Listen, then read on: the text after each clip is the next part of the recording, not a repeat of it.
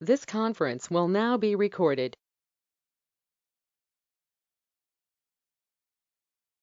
Welcome to the Big Book Anon workshop. This workshop is for members of Al-Anon, S-Anon, or other Anon fellowships, or those interested in the subject matter. We will examine the 12 steps of Alcoholics Anonymous as they can be practiced to solve the problems arising out of alcoholism or addiction in someone we're close to. We are not affiliated with any particular 12-step fellowship. Our views are our own and do not reflect the position taken by any particular 12-step fellowship. This is not a substitute for membership of or attendance of a 12-step fellowship. We aim merely to share our experience. If that experience is beneficial, we are pleased. Each week, a number of presenters will present on the step in question. There will then be room for questions and answers plus discussion. The sessions will last an hour or so. During each session, send the organizers any questions you have using the chat function. We're recording this session. Audio recordings of the workshop plus written materials are made available at the workshop blog. Links are posted during the meeting. Today, we're examining the step 3 idea. If you're following along in your big books, then if you turn to page 60, you'll be just as far ahead as us. I'll start off by giving a formal presentation of my understanding of the step for what it's worth. There will then be other speakers who will go into more detail about how their experience informs their understanding of the step. So I'm going to share a note which will appear on the screen. All of the materials today are going to be available or are already available at the blog. All of the links are going to be provided during the course of the meeting, so don't worry, you're going to get everything. Now, in this little note, the material in blue is from the big book. The material in black is my own little notes on it. I'm not going to read out the notes verbatim. They'll be there for you to see later on. I'm just going to riff on whatever comes to my mind in reading this material. So just so we can get everyone caught up with this, we're on the step 3 idea. So let's just have a look at how we got here. First of all, we discovered that there are people in our lives that cannot help but drink or use or engage in other types of behavior which cause huge problems. They're powerless. We're powerless over them. And certainly, I developed in my childhood lots of unhelpful responses to other people's craziness, and I discovered myself as powerless over those as the alcoholic or addict is over their addiction. So powerlessness, unmanageability. If my preset ways of thinking and believing and acting are beyond my control, I'm not in charge of the course of my life. My wiring is, my programming is, so my life is unmanageable. I come to recovery, I discover people who are fine, regardless of what is happening around them, who are able to respond rather than react. The solution was there in front of me. Then I get to step 3. So I've decided by the time I get to step 3, I need the higher power to solve the problem of my addiction and alcoholism and my compulsive behavior around other people, my Al-Anonism. But what we discussed last week was that the whole way I had of living was doomed to failure anyway. This list of external demands and expectations, which I had to have met to be okay. But even when they were met, I wasn't happy. To quote George Carlin, to try to get happiness by organizing your external world to your satisfaction is like trying to satisfy hunger by taping sandwiches to your legs. So this is the point we've got to. We've decided that for the purposes of our alcoholism, our Al-Anonism, we need the power greater than ourselves, but also we kind of need God anyway. So that's as far as we got. So let's read from the book, so the little bit in blue here. This is the how and the why of it. First of all, we had to quit playing God. It didn't work. Next, we decided that hereafter in this drama of life, God was going to be our director. Here's the principal, we're his agents. Here's the father, we're his children. Most good ideas are simple, and this concept was the keystone of the new and triumphant arch through which we pass to freedom. And I think it's so interesting that it talks about this drama of life. If you imagine a theatre with a play going, the actors are real, the characters are not. The actors are playing characters. If you go to the theatre, you'll discover the most appalling things happening to the characters. You know, you go and see Romeo and Juliet, you go and see Macbeth. There are fewer people alive at the end of the play than there were at the beginning. I'm sorry if that spoiled both of those plays for you. But you meet the actors at the stage door. They're all fine. People who are enemies on the stage, you know, go for dinner with each other afterwards.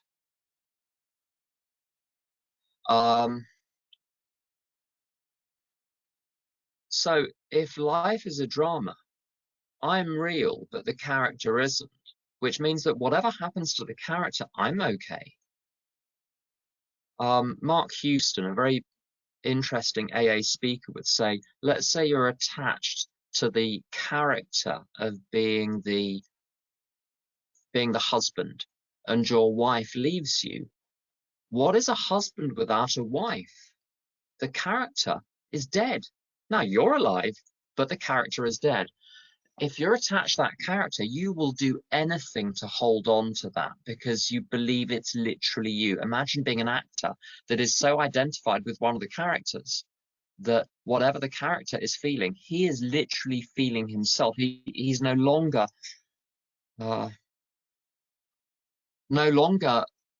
that critical distance. And if this sounds a bit abstract, if you've ever been in a work situation where someone criticizes you or criticizes your work, they're not criticizing you, they criticize your work, and you feel like someone has shot you in the stomach, this is a sign that you're identified with the character. If you're at a meeting and your sponsee shares, and everyone knows this is your sponsee, and your sponsee says something that is so dumb it makes your blood run backwards, and again, bullet in the stomach, what is everyone going to think of me when they realize that I am their sponsor? They're going to think I passed that ridiculous idea to them. I'm identified with the character of sponsor.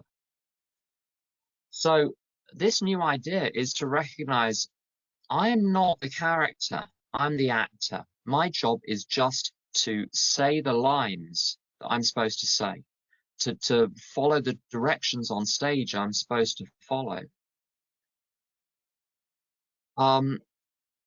That's it. And here's the thing. If you're the actor, this is such a relief for me. If you're the actor, you don't need to worry about what the purpose of the playwright is or the purpose of the director. You'll be told what you need to do. You may get some insight into it, but who knows really why the playwright wrote the play? Who knows really what the director is up to? Which means I don't have to work out what the purpose or value of my life is before I brush my teeth in the morning. If it is indicated that I brush my teeth and floss those teeth I wish to keep, then I brush my teeth, I floss my teeth. Who cares what the point of my life is? We'll come to how you cope with life when you don't know what the point is in a moment. But this is it. I'm just the actor. That's all. Here's the principle. I'm the agent. If you come from a commercial background, shipping is a good example.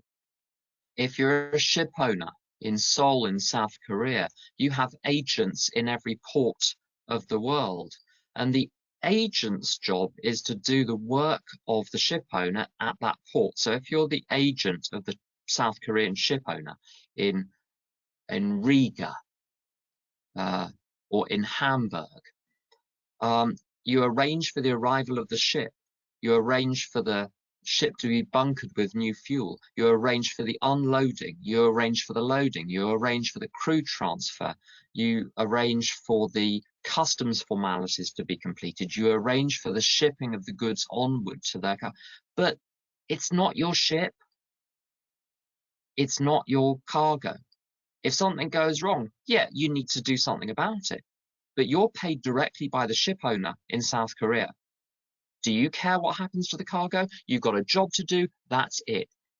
There's a phrase in Polish, nie mój cyrk, nie mój małpy.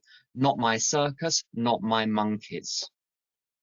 A lot of my life, I've gone crazy thinking that the circus, I need to fix the circus because the monkeys are going crazy.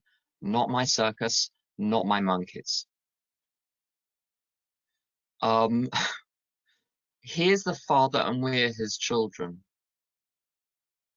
which means I'm going to be looked after. That's all. I'm going to be looked after. My job is to learn and grow and play. Most good ideas are simple, and this concept was the keystone of the new and triumphant arch through which we pass to freedom. When we sincerely took such a position, all sorts of remarkable things followed. We had a new employer.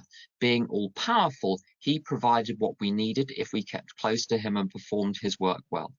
Established on such a footing, we became less and less interested in ourselves, our little plans and designs. More and more, we became interested in seeing what we could contribute to life. As we felt new power flow in, as we enjoyed peace of mind, as we discovered we could face life successfully, as we became conscious of his presence, we began to lose our fear of today, tomorrow, or the hereafter. We were reborn. Now, this is a dense paragraph, isn't it? There's a lot in here. To take step 3, there are 3 elements. The first one is to adopt the position. If you've ever received a job offer or a marriage proposal, there is a point at which internally you agree to it. Nothing has been signed, nothing has been said, but you've agreed. You know inside you've agreed. It's the same as this in step 3. When I sincerely adopt the position that God is the Father, God is the employer, God is the principal, God is the director, I'm the child, the employee, the agent, the actor. That's the first part. The second part is saying the prayer to seal the deal. And then the third part is to get on with the rest of the steps. So if you sign a marriage, if you sign an employment contract, it's no good unless you actually turn up at the employer's address on the day you're supposed to. If you accept someone's proposal for marriage, you've got to turn up. You've got to turn up for the wedding. And that's what the rest of the steps are. We had a new employer. And so it's given us a 4th image here for the higher power. We've had director, we've had principal, we've had parent, now we've got employer. And this is the one that I relate to the most. You go into work, you have your little one-to-one with your line manager in the morning, you get your jobs for the day, and then off you trundle to do your jobs for the day. Being all-powerful, he provided what we needed if we kept close to him and performed his work well. Now, that's what we need in order to do God's will. And my experience is that we're given enough trinkets and satisfactions and pleasures and reliefs along the way. As I said earlier, who knows what the point of my life is, but I feel okay. It's fine. I trust that there is a point. I don't know what it is. I trust that there is one, and somehow if I let go, I can float through life, just being present in the task at hand. The echo of that line, he provided what we needed, is on page 87, I think, where it says we pray throughout the day to be given whatever we need to take care of such problems when we ask God for what the next step is to be. That's what my needs are, not what I think my needs are. My needs are what are needed in order to do God's will. Much smaller, much narrower. If God's will is for me to be awake and present and a channel for God, I need very little, very little. Established on such a footing, we became less and less interested in ourselves, our little plans and designs. More and more, we became interested in seeing what we could contribute to life. So, point number one, our plans and designs are little. So however grand they may look in the world's terms, they're just a little figurine in a snow globe. They're little plans and designs. And the whole program for me is about switching from being concerned with my welfare and everybody else's conduct to my conduct and everyone else's welfare. It's a 180-degree shift. Giving, not getting, becomes the guiding principle.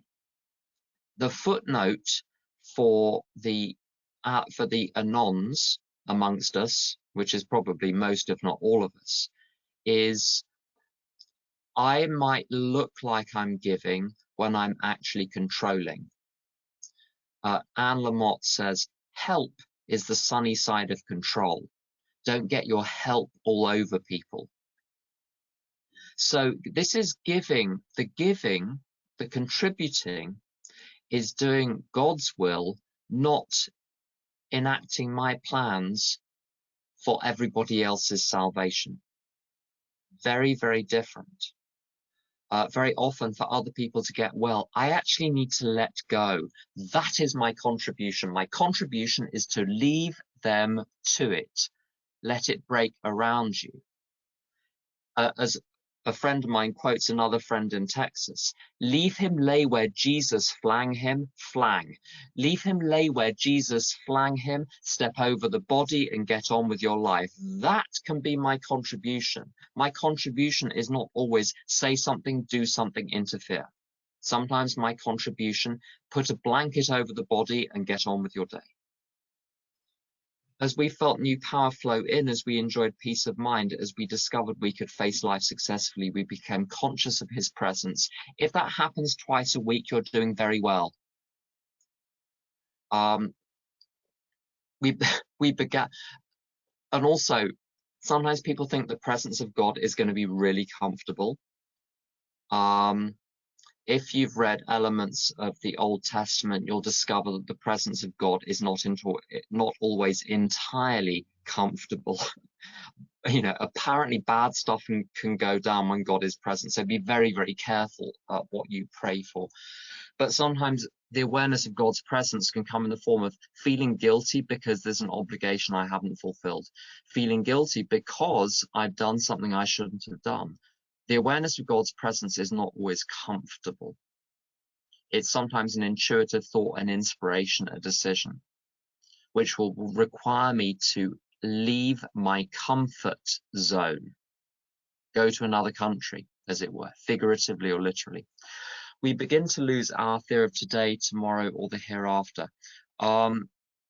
Quick point, when I completed my last amend, I stopped being scared of the hereafter or even of the rest of my life to some extent. I mean, the fears come back and you have to deal with them. You know, hair grows back, nails grow back, fears grow back, fine. But the sense of hurry was gone because I had no unfinished business, and then I could relax. And the last point, we were now at step 3. Many of us said to our Maker as we understood him, God, I offer myself to thee to build with me and to do with me as thou wilt. Relieve me of the bondage of self that I may better do thy will. Take away my difficulties that victory over them may bear witness to those I would help of thy power, thy love, and thy way of life. May I do thy will always. In my opinion, that's not a bad prayer. It's a good one to have memorized. If you have the tendency to, oh, I don't know, think a little too much, sometimes just repeating that prayer is a good way of at least blocking out the unnecessary thinking, the unhelpful thinking. At the very worst, you're saying the step 3 prayer over and over and over again. Not a bad way to just shut down that old thinking. The way the old thinking goes is by, if you literally starve the brain cells in which that old thinking is stored of energy, by just redirecting the energy every time you're tempted to go there, eventually those old patterns die away. The brain repurposes the material of those neurons. That's literally what happens. The cells need to be decommissioned for that to happen. I've got to not engage in the thinking, and the way I not engage in thinking is by substituting other thinking. If I don't know what else to think, I just pray. That works. We thought well before taking this step. Now it tells us we thought well before taking this step. Before making sure we were ready, that we could at last abandon ourselves utterly to him. So the point is, don't embark on steps 4 through 9 unless you are minded to finish, and finish quickly, like 3 months max. Don't let it drag out more than that, because it will open up a can of worms, and you don't want worms everywhere. You want a process which is going to let the worms out of the can and enable you to do something with them. Opening up the process and not completing it will leave you in a worse position than you were where you started, in my experience. We found it very desirable to take this spiritual step with an understanding person, such as our wife, best friend, or spiritual advisor. But it is better to meet God alone than with one who might misunderstand. I find this a very personal thing. I like to do this on my own, personal opinion. The wording was, of course, quite optional, so long as we express the idea, voicing it without reservation. So you get to reword the step 3 prayer, but don't go crazy. I mean, it's got to mean the same thing. You can't just make up something entirely different. That won't work. As it says, so long as we express the idea. This was only a beginning, though if honestly and humbly made, an effect, sometimes a very great one, was felt at once. Expect that to last for between 2 minutes and a day. Reality will then kick in. Make sure you're motoring on your step 4 pretty pronto after taking step 3. Otherwise, you're going to lose the momentum. It's like pinball. When you pull back the little handle, you want to pull it back as far as possible, let go, and then that energy flows into the ball, which then rattles around the pinball machine. And that's what the steps are like. You take steps 1, 2, and 3 diligently. You're creating potential energy, which you then release into doing the other steps. So use that momentum. Don't bask at this point, or you're wasting the energy you've built up.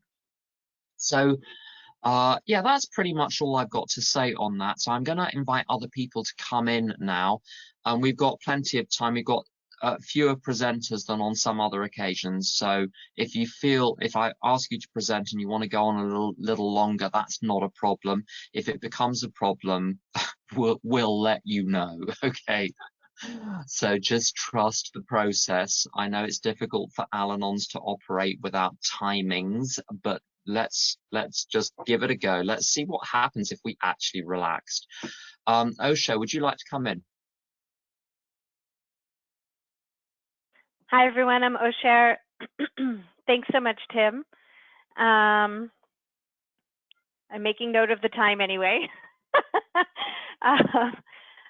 So what does it mean to play God was the first question that came to mind when I read these paragraphs again. And for me, early in my recovery, someone told me that it was okay to be angry at God. And so I spent about 12 years being angry at God. That was my relationship with my higher power, was constantly telling my higher power that my higher power had done things wrong, that my higher power wasn't reading my memos, that my higher power just wasn't doing things the way that I thought my higher power should.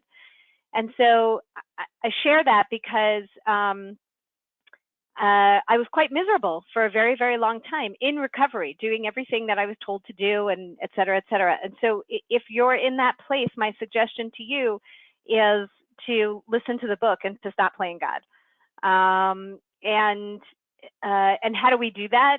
Everything that we just read, and I'll go into that as well. But the arrogance that I can have of how I think things should be instead of accepting how things are, for me, that's playing God, thinking that I know better. I also very much like the employer idea of higher power. It's very helpful to me. I was told recently by a sponsor that, you know, if your employer gives you a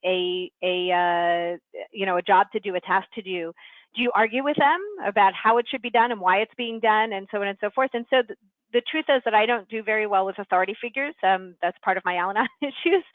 But and so I probably would argue with them, but I get it. In other words, I have this omnipotent, you know, all-powerful, loving employer. Am I really going to say, I don't know, I don't really think that's a good idea, or that's not really what I think should happen, right? I'm going to say, okay, so how high? And so that's been a change that I've seen in me. And it's really based on, in the agnostics, it says that we had to come to a decision, either higher power is everything or higher power is nothing. And when I truly, truly make that decision, and I sometimes have to remake that decision over and over again and remind myself that higher power really is everything. And if really higher power really is everything, then, and I truly want to live that way, then I need to be willing to take this step. And I'm going to talk in a moment about what it looks like for me to take this step. So I'm going to talk about the prayer for a moment. The second line of the prayer says that, relieve me of the bondage of self, that I may better do thy will. So I like that sentence because it says that I may better do your will, meaning I already am doing your will by anything, you know, listening to my sponsor, getting to step 3, reading the things that I'm supposed to read. You know, at this point, if you're on step 3, doing service, you know, trying to live according to the program. And so, so I'm asking to better do higher power's will. And that took away some of the beating myself up over how terrible I am at doing higher power's will. I had occasion to take the 3rd step prayer one of the times I went through the steps together with someone else, and we got on our knees together and said the prayer together, and it was a very, very precious moment. And so other times I've taken the prayer on my own. There are some meetings that I go to that read the prayer together as their opening prayer, but that was a very, very holy, precious, connected moment for me. So how do I do this step? I do this step often by saying to myself, to higher power, maybe to other people, okay, I've done everything that I can do, that I can think of to do in a particular situation. I think, higher power, that I've done your will as far as I can go. So now, if there's anything else that you need me to do, can you make it very, very clear to me, and I'll be happy to do it. And if not, I'm just turning this over to you, and you're in charge now, and I'm not going to do anything else about it. And so that has to do with, obviously, any alcoholic or addict in my life who's doing things that I think they, quote, shouldn't be doing, or that I would like for them to live a different way. And that goes for anyone else, anything that I am powerless over, that I identified in step 1 that is not mine. I can ask higher power, okay, it's now yours, which means that I don't spend any more time on it. I don't spend any more effort on it unless I'm sure that higher power needs me to do something else, right? And so that's the way that I typically live this step. I want to talk about the idea of abandoning ourselves. Throughout the first 164 pages of the Big Book, it does use the word abandon several times.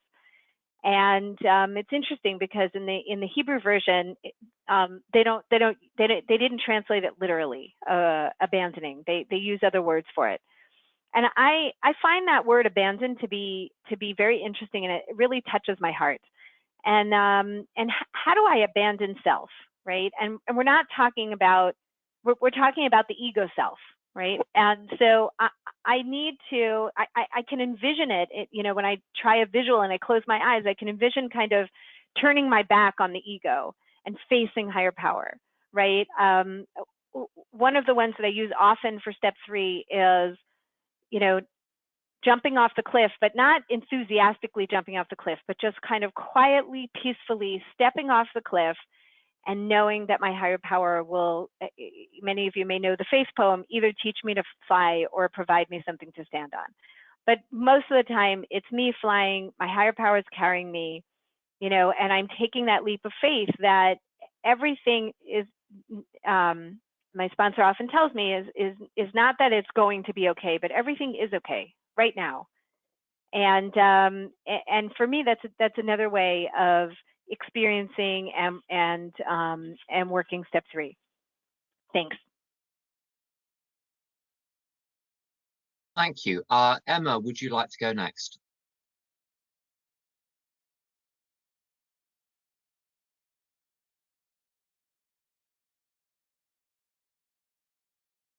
Emma, your sound's not working right now.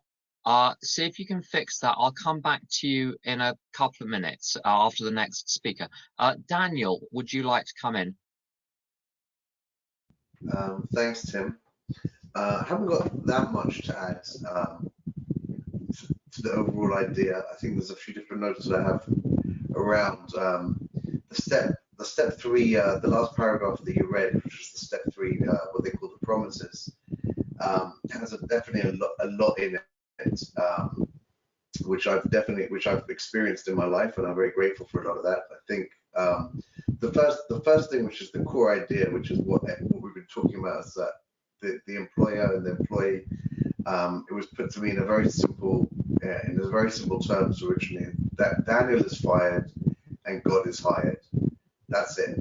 And I needed to fire myself because I did a pretty short. Daniel, can I just ask you to be careful with the mic, because I think the mic is rubbing against something. It's causing interference. It's my fan. I'm going to lower my fan. There you go. Sorry. Yeah. So Daniel is fired and God is hired. And like I said, I did a very shoddy job of controlling everything and everyone in my life for most of my life. And there was a massive relief that happened when I initially took that position. And I've taken the third step at different times. I've done the steps a few times. The third step is something. It's a step that I have to take every morning for every day. I can't not take the third step daily. And what you were saying before, Tim, about repeating it, that has helped me at times of obsession, at times of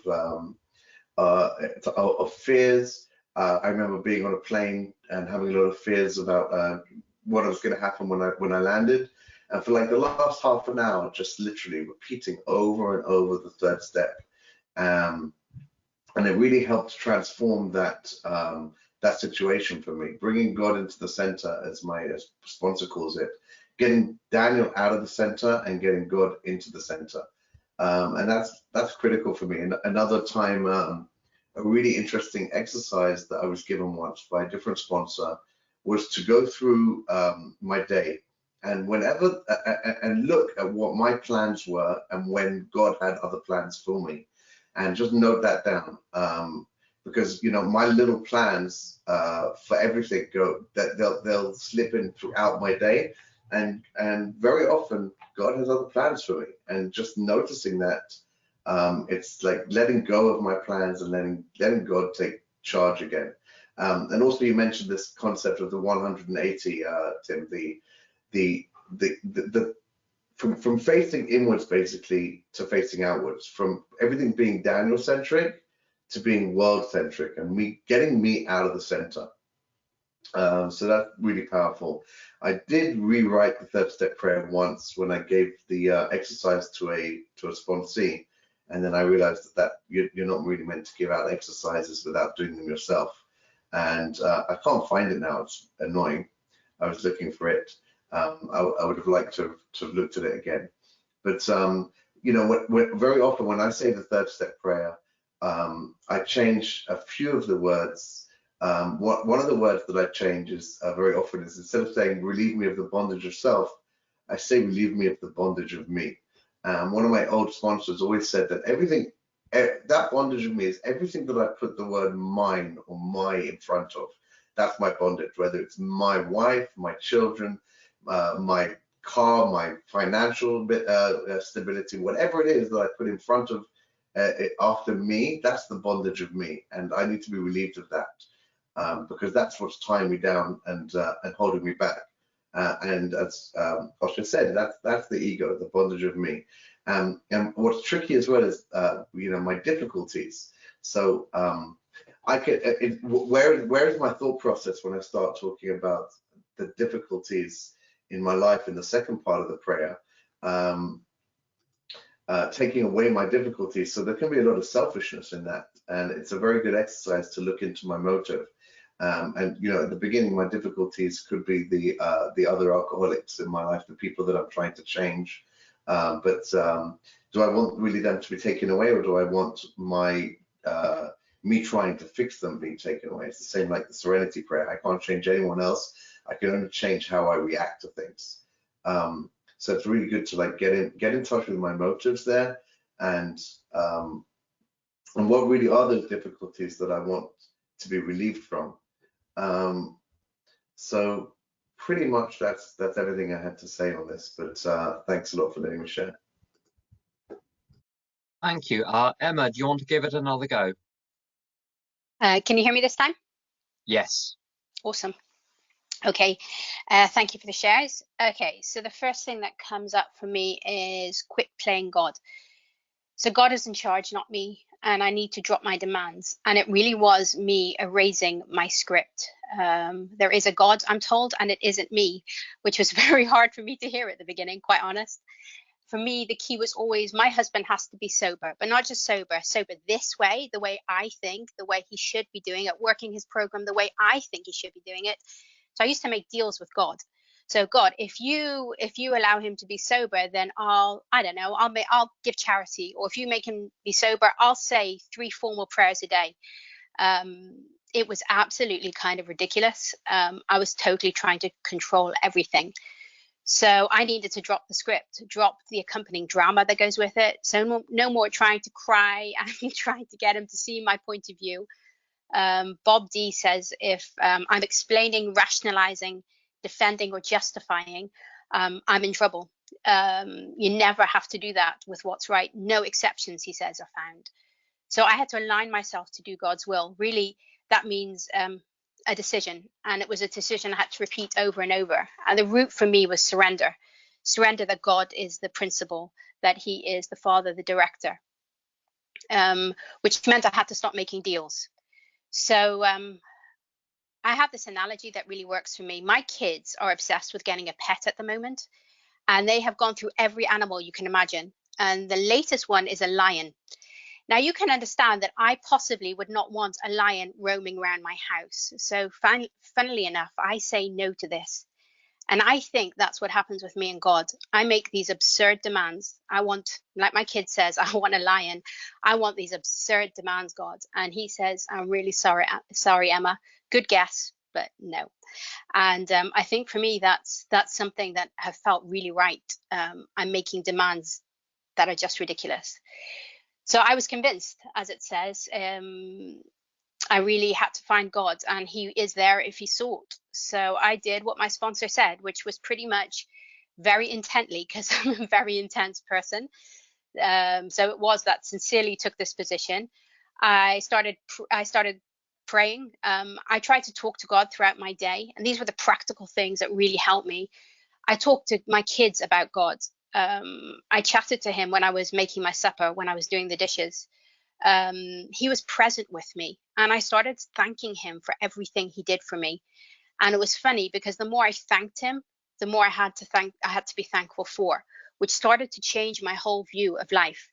There's a saying in my tradition, this too is for the best. I used to think that if I said that, it meant that whatever's happening will take away some sort of punishment I'm getting. So it's kind of like this is good, but it's really because it's been taken away from a punishment. And so now I won't be as punished in the long run. And instead I changed my mindset, and I thought, no, this really right now is the best for me. And I thanked God for that too. And that was really a huge change in my thinking. The other thing I did to keep me close to God was to do contemplative thinking, which I, obviously being such an intense person, took to an extreme. Quiet time. I took a line out of a spiritual reading or the big book or Psalms, and I would roll it around my head and see what came up with for me. I started to look for the spark of God in others. And it was amazing when I started to see that in others. I saw how beautiful people were, how beautiful nature was, and especially, which was actually surprising at the time, how amazing my husband was, which was something that came out of all this. For me, it was also working steps honestly, having no secrets from my sponsor, being of service. That was a very big one for me. Living a different way, asking constantly, God, how would you have me be? And saying 1,000,000 times a day, if I could, thy will, not mine, be done. I did these things over and over and over and over. It wasn't so natural or so easy for me, to be honest, but I did take it seriously, and I started to find him very present in my life. I learned to start to trust that I could hear his voice in different ways. So I would be at a meeting and hear something, go out and hear something in a shop, and then hear something from one of my siblings, and it was like the lessons were coming at me, and I was open to hearing. Eventually, I could actually start hearing in my head, yes, God, I hear you. I can hear what you want me to do. I didn't always like it, but I could hear it. There's a lovely promise that says, I begin to lose fear. And it was actually true, which was kind of strange for me, that I could see that some of the fear of my life started to go out of it. I'm actually petrified of the dark. And I could not be alone in the dark, because I was frightened that something would happen. And I learned to be alone with myself in the dark. And that was a big deal for me. That's the joy of taking this step seriously and doing the work that follows. In the third set prayer, it says, relieve me of the bondage of self. I needed to have God come in and change me. Keep pressed to it. Keep pressed to the work. Do what I needed to be doing. The other part that says, victory over them may bear witness.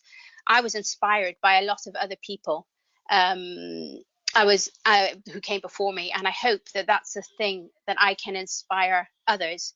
But really, the thing I learned that I really got this step was when I was able to give it over to my sponsees. When I could teach, I really understood that I got it. When I felt that, not teach it, but I could give my experience over, then I felt that something had clicked in my head.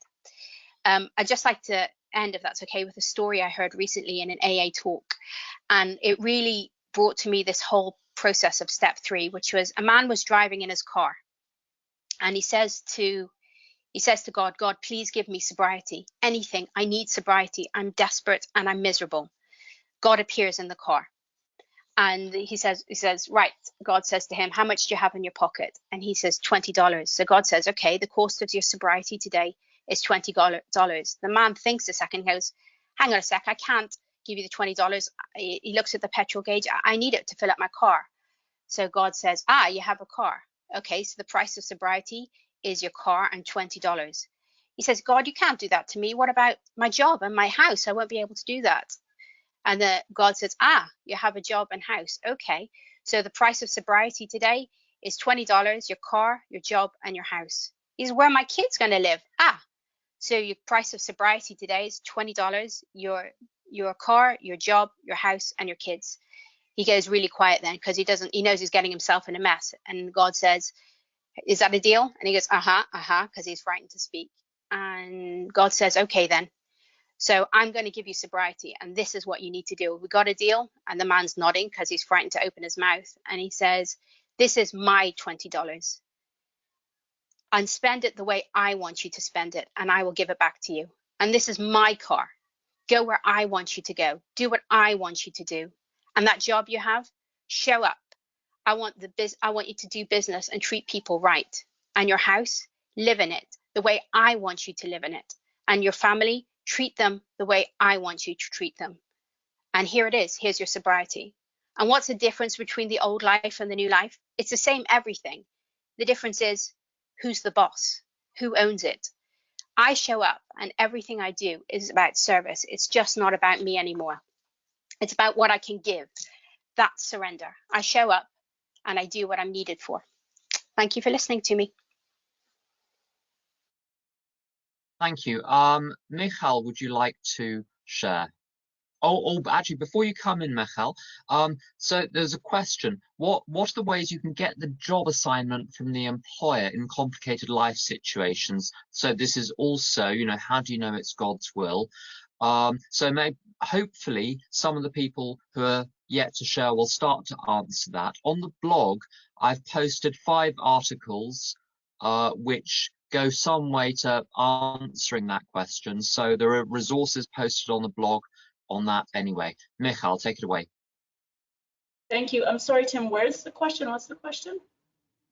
The question is, basically, how do you work out what's God's will in a complex life situation?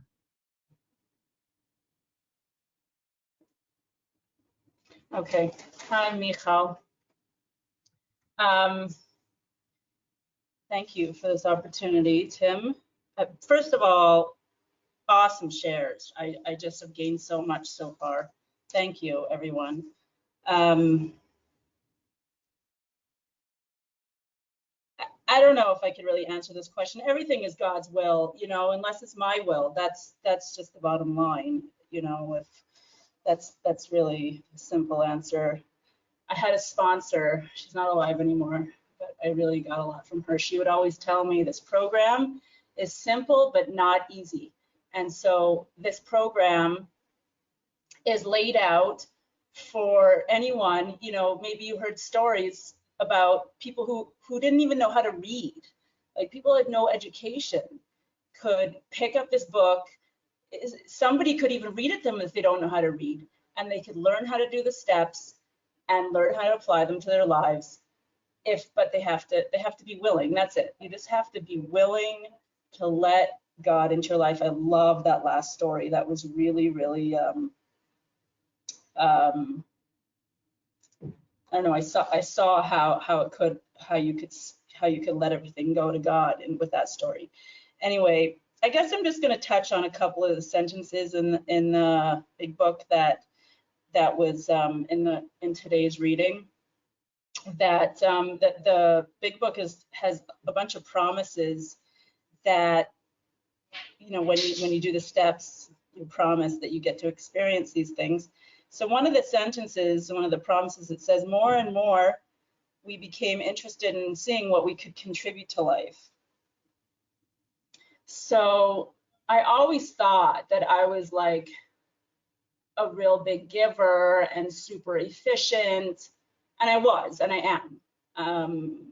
Probably like a powerhouse type of person, if you want to call me. But anyways, doesn't matter. So the point is that I remember somebody once in the program sharing that she would, as a parent, lock herself in the room for 2 hours so that she could have the ability to parent properly. And I thought, like, that there's something there that doesn't ring right to me. Look, I'm not judging, that's what works for her at the moment. But the point is that how effective am I being as a person? How much am I giving as a person, or how much am I really giving to get? And the previous page talks about playing the actor and how we can manipulate and be extra nice and be extra kind, or be super mean, or be, the grouch and the brainstorm, or whatever you want to call these describing character traits of a person to get what you want. And I find that in my experience working with others, including myself, working on myself with this program, is as an Anon, many Anons look to others to take care of them. I look to, it's kind of a natural tendency of mine to look to others to take care of me. All the while I'm taking care of others, but I'm looking to others to take care of me. And the problem is when you're living with an, addiction, you could be looking to unhealthy people to take care of you. It could be okay. I don't know. Maybe it's okay to get like healthy people to take care of you to some degree, but whatever it is. So without the program, I would look to the addict to take care of me, and it would just totally, the whole thing just created so much chaos and so much confusion that I ended up not being effective or helpful to others in the long run. So what I had to do was teach myself how to take care of myself. And the simple thing for me is I found that these two things are so important to me is sleep, enough sleep, and health and proper eating. And I know that it sounds so simple, but I see that so many people are walking around with not enough sleep or not eating properly when they come to the program. And I find, and I'm talking about, like, say you don't get enough sleep that night, set aside an extra hour in the day, not 5 hours or not 10 minutes, but an hour, half an hour to an hour is a good sufficient time to get rest, so that you could take care of other people properly, or other things, or other obligations. And the same thing with food is set aside proper time to nourish yourself. I'm not experienced with overeating, but I imagine that there's all types of stuff going on there that, whatever, I'm not going to talk about that because I'm not experienced in it. But anyway, I'm kind of going on a ramble here. What else? I also just wanted to talk about, what was the other thing? Oh, success. Later on, the next couple paragraph talks about success. And I found that if I write myself a script and share it with somebody that's healthy in my life, a script is for a successful mother, I have a script for a successful wife, I have a script for a successful employee, I have a script to be a successful sponsee, a script for a successful sponsor. So, in a nutshell, it doesn't have to be to the minute, but like what, so, and then I remember Tim once shared with me, as an employee, what's being successful is doing what's asked of me.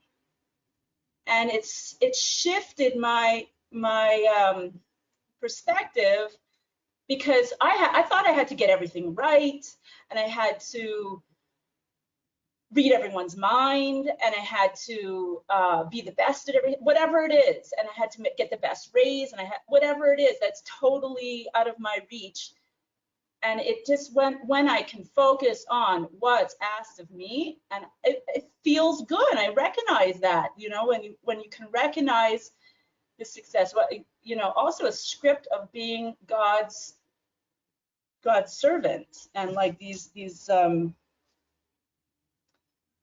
his child, all these things that letting him be my director. I've never written a script for that, so maybe I'm not going to tell you like what Daniel said to do something that I haven't done, but I like that idea of writing a script of letting God be my director, what that looks like. And anyway,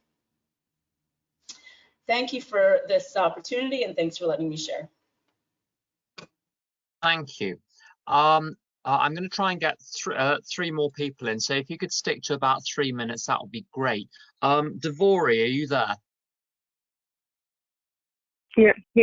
Hi. Yeah, it's Devori. I'm there. Can you hear me? Yes. Yeah, okay. Thank you. Thank you for all your shares. It's extremely helpful to me, and I'm really enjoying these meetings. For me, in my experience, to quit playing God, my trouble is when I think that I know everything and I know what needs to happen, and the surrender for me is letting go of that idea. In fact, in all these roles that are here about being the director and the principal and the father and the employer, I mean, in all these situations in my life, I struggle because I know, and I know what needs to happen, and I will try and get my thinking in. And for me, the step is to repeat to myself and to contemplate this idea and to think, I know nothing and God knows everything. I don't know what needs to happen. And as soon as I let go of what I need, what I think needs to happen, that's when God can come in. And for me, this is the bondage of self. This is that idea that my ego is telling me that only God can relieve me of it. And I find that the clarity comes in when I let go of when I surrender, and when I stop and say, I don't know what needs to happen, but everything right now is perfect. Everything right now is how God wants it to be. It's just me who needs that direction, and say, God, give me direction. That is where I'm opening myself for direction to come in, and it doesn't come in straight away. I kind of have to wait for it, which is really hard for me because I really need to know everything right away. But as I say, more will be revealed. It does come when God needs me to know what I need to do. That clarity comes in as long as I'm letting go of what it needs to look like and what shape it needs to take. And I need to take this step very often. I spend time with it every morning, usually when I'm still in bed, and I think through my plans for the day. And this is a line I got from Sandy B. God, this is what I want my day should look like, what I want should happen. Take all these ideas and do what you want with them, because these are just mine, and I don't want to live my life according to these ideas, but I'm open to a new direction. And it doesn't last the whole day when I do that in the morning. It can last a little bit of time, and then I need to stop and do this again and say, thy will, not mine, be done. God, what do you want from me next? Because I don't know. I sit with a third step prayer. I also have another prayer that says, God, I don't know what I need. I don't know what's good for me, what's good for anyone else, and what needs to happen for my best spiritual and experience, but you know everything. So I'm open to where you want to come in and show me in your time what I need to do.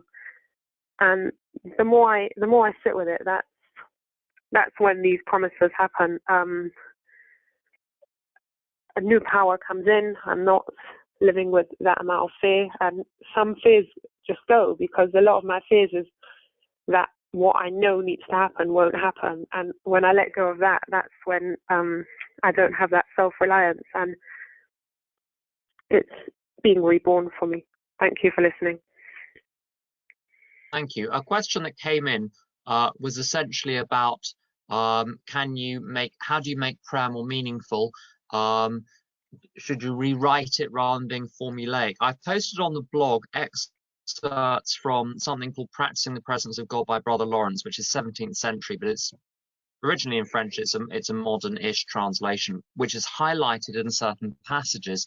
Now, it's a Christian document, but it's not Jesus. It's not denominational. The ideas within there, almost all of them would work equally well in other religions as well. So there shouldn't be anything too disturbing there. But as with anything else, if the ideas are helpful, use them. If they're not, don't worry about them. But what he talked about particularly was basically talking to God all day long. So not having to wait for special times to talk to God, but maintaining the relationship the whole time, talking to God in a very simple, plain way in your own language. We've got a couple more minutes. I'm going to get one more person in. Razy, would you like to share? Hi, it's Razy. Thank you for your shares and for this workshop. I'm really grateful. I really like the part that I'm not an actor, just a character, and to follow the directions of God. And my needs are in order to do God's will. And I just need again, I do realize how much little I need, and I'm really grateful for that. I think my sponsor made me write in the beginning of this step a list of everything I have and everything I want, and it really just gave me it just showed me the kindness of God, that I have so much and more than really I could imagine, and it gave me such a big gratitude towards my life, towards what I have. And it was also good to realize that He is my Father. He's waiting for me to communicate to Him, to pray to Him.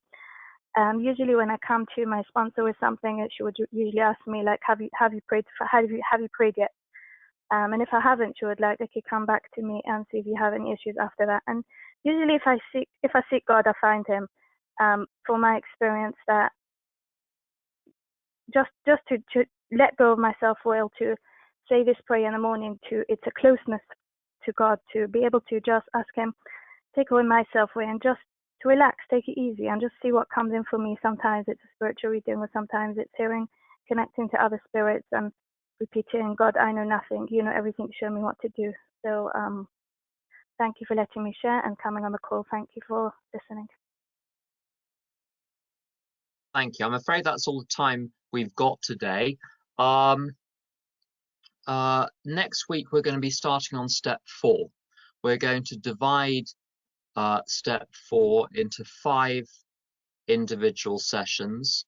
The first session is going to be on the introduction to step 4 and the so-called first 3 columns of the resentment inventory.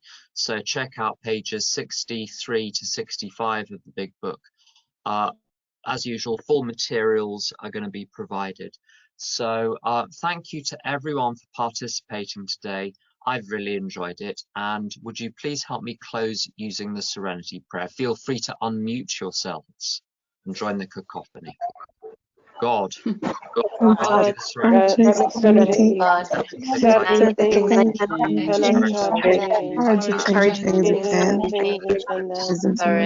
change of things I can, wisdom to know the difference.